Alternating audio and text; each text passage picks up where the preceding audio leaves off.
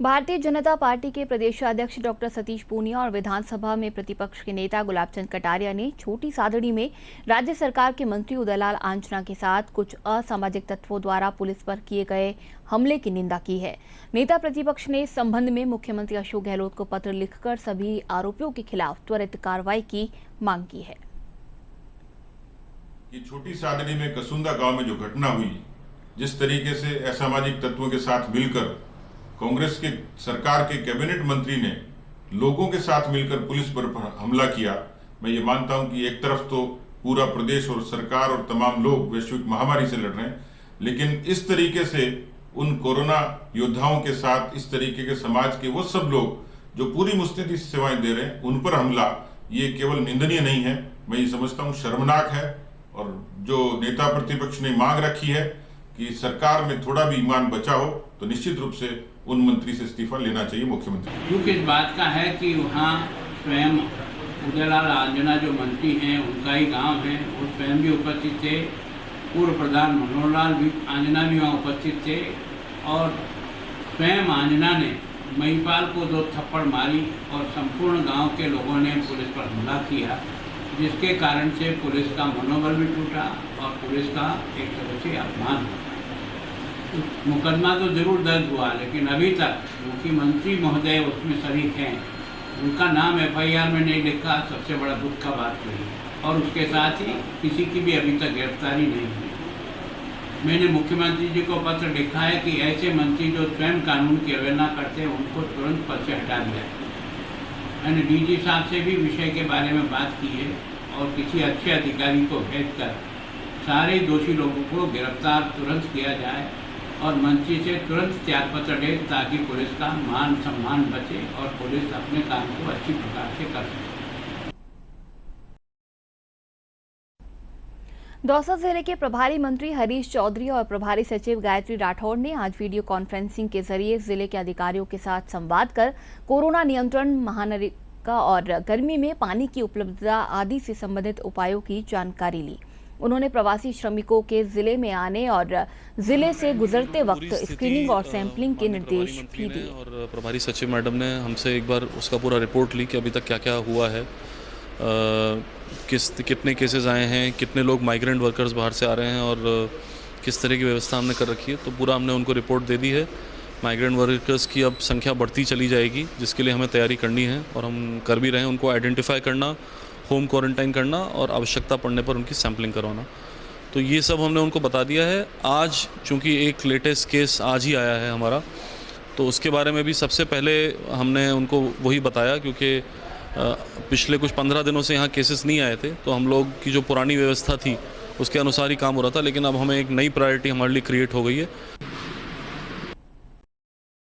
राजस्थान में केंद्रीय होम्योपैथी परिषद के सदस्य रहे डॉक्टर पंकज शर्मा का कहना है कि कोरोना जैसी महामारी की रोकथाम के लिए होम्योपैथी में कई ऐसी औषधियां हैं जो व्यक्ति की रोग प्रतिरोधक क्षमता को बढ़ाती हैं।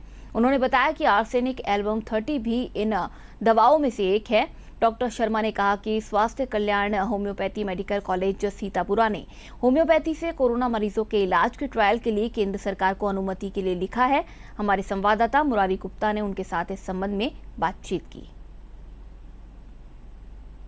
कोरोना महामारी से लड़ने के लिए सोशल डिस्टेंसिंग के साथ साथ इन दिनों आयुष मंत्रालय की ओर से इम्यून सिस्टम को बढ़ाने पर भी जोर दिया जा रहा है और इसके लिए होम्योपैथिक, आयुर्वेदिक सहित बहुत सारी पैथी इसमें अपनी सहभागी कर रही है। होम्योपैथिक पर बातचीत करने के लिए आज हमारे साथ हैं डॉक्टर पंकज शर्मा, जो नेशनल होम्योपैथिक काउंसिल के मेंबर भी हैं और राजस्थान स्वास्थ्य कल्याण होम्योपैथिक मेडिकल कॉलेज के डायरेक्टर भी हैं। किस तरह आर्सेनिक 30 जो अभी दी जा रही है वो लोगों को किस तरह फायदा करेगी? आर्सेनिक 30 हमने सबसे पहले गवर्नमेंट ऑफ इंडिया की जो CCRH हमारी यूनिट है, उन लोगों ने अपने बोहरान से लेकर के चीन के अंदर जो स्थित है वहाँ के जो सबसे पहले ये वायरस आया और जो पेशेंट्सों के अंदर सिम्टम्स मिले, उन सिम्टम्स को लेकर के हमने एक कमेटी बनाई और कमेटी बना करके उस कमेटी ने एक रिकमेंड किया आर्सेनिक 30 दवाई, जो कि हर इंसान को इस रोग से लड़ने के लिए, इस वायरस से लड़ने के लिए प्रतिशोधक क्षमता जो होती है उसको बढ़ाती है।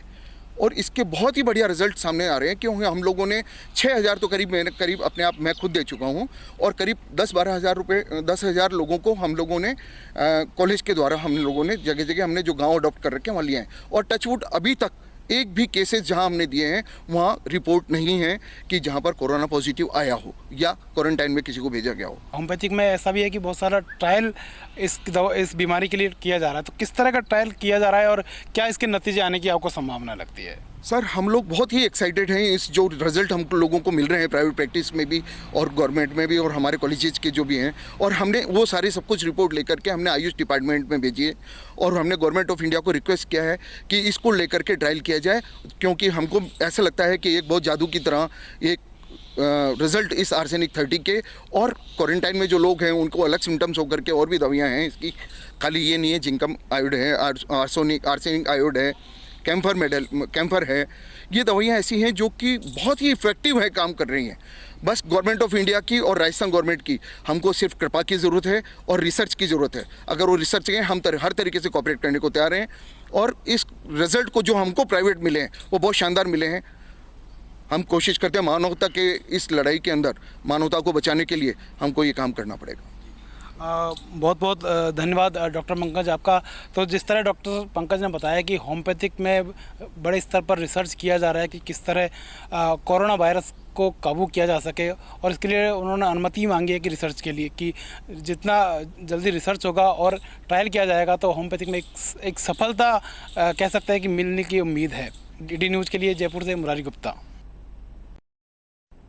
लॉकडाउन में मिली छूट के बाद बूंदी जिले के चावल उद्योग को एक प्रकार से नई ऊर्जा मिली है। प्रवासी श्रमिकों सहित अन्य मजदूर मिल चालू होने से काफी खुश हैं। श्रमिकों का कहना है कि वे सरकार की सभी गाइडलाइंस की पालना कर रहे हैं। वहीं मिल मालिकों और स्थानीय अधिकारियों का कहना है कि न्यूनतम स्टाफ के साथ चालू की गई इन मिलों से श्रमिकों को रोजगार मिलने के साथ उनका पलायन भी रुक गया है।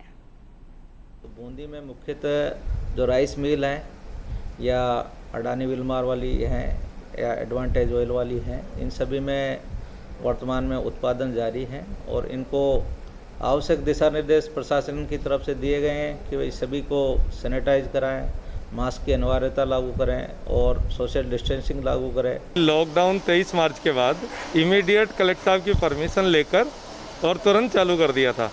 आज हम फैक्ट्रियों के अंदर केंद्र और राज्य सरकार की गाइडलाइन की अक्सर पालना करते हुए मास्क, सैनिटाइजेशन करना, ये सब लेबर को प्रोवाइड करवा रखा है और उनको मिलों से बाहर नहीं जाने के लिए एहतियात रूप से हिदायत भी दी हुई है। बूंदी में हमारे ये राइस मिल ही है कि ये सोशल है और सब जगह काम चल ही रहा है, मजदूर को टाइम पे पैसा मिल रहा है। और अभी इस टाइम में इस पोजीशन में सबसे बड़ी है कि हमारे राइस मिल वालों की कि इनकी बराबर चल रही है, धान भी निकल रहा है, हर चीज़ निकल रहा है, सोशल डिस्टेंसिंग का पालन कर ही रहे हैं। सैनिटाइजर से बार बार हाथ भी धुलवा रहे ये लोग, मास्क लगा के मान ले रहते हैं और मान ले साबुन से हाथ धुलते हैं। मजदूरी टाइम से मिल रही, कोई दिक्कत नहीं, दूरी बना के काम करते, किसी प्रकार की कोई प्रॉब्लम नहीं है। काम चल रहा है, मजदूरी भी अच्छा मिल रहा है, हम मास्क लगा के काम कर रहे हैं, टाइम से हमको काम भी हो रहा है।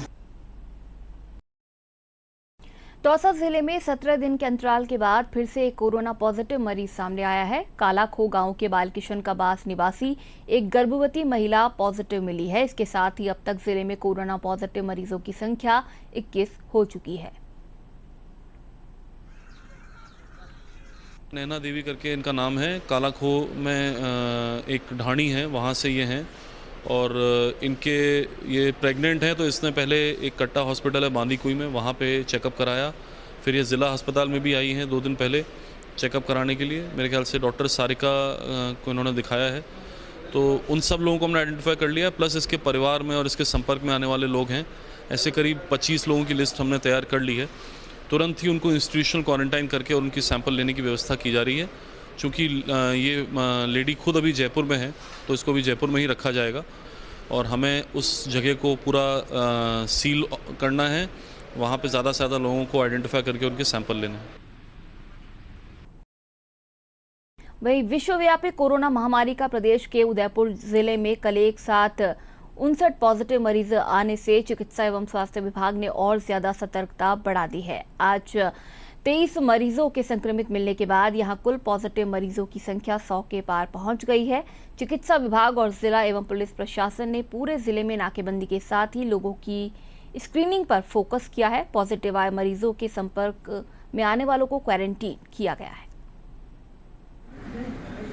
पिछले 2 दिन में जो उदयपुर में 80 केस निकले, हमारे पहले 22 थे और पिछले 2 दिन में 80 केस निकलने से टोटल 102 के आंकड़ा पहुंचा।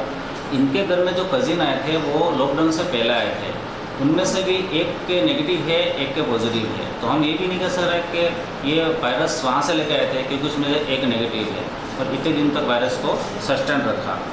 अभी ये वायरस कहाँ से या क्या है हम इसकी जाँच पड़ताल कर रहे हैं। हम वहाँ पे रैंडम सैम्पलिंग कर रहे हैं, वो लोग पॉजिटिविटी कहाँ तक फैली है आज पुलिस वहाँ से सैंपल ले रहे हैं। उसको 100 मीटर के दायरे में उस परिधि पे पूरा सैंपल ले रहे हैं। 2 दिन पहले तक उदयपुर शहर में और उदयपुर पूरे ज़िले में ही मिला के जो कोविड पॉजिटिव पेशेंट्स की संख्या 20 थी, वो पिछले करीब 30 घंटे के अंदर बढ़कर 103 तक पहुँच गई है और ये बड़ा चिंता का विषय है।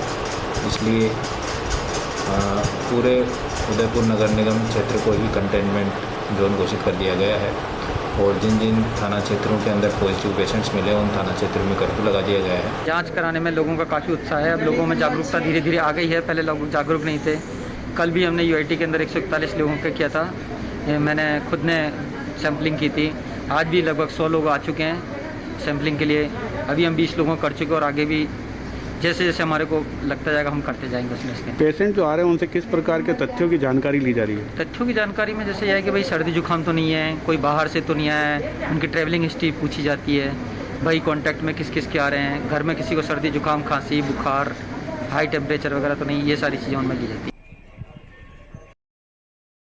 है। देवर्षि नारद जयंती आज प्रदेश भर में पत्रकारों को सम्मानित कर मनाई गई। दौसा के गांधी सर्किल पर राष्ट्रीय स्वयंसेवक संघ और विश्व संवाद केंद्र की ओर से कोरोना योद्धाओं के रूप में पत्रकारों और मीडिया से जुड़े लोगों का सम्मान किया गया।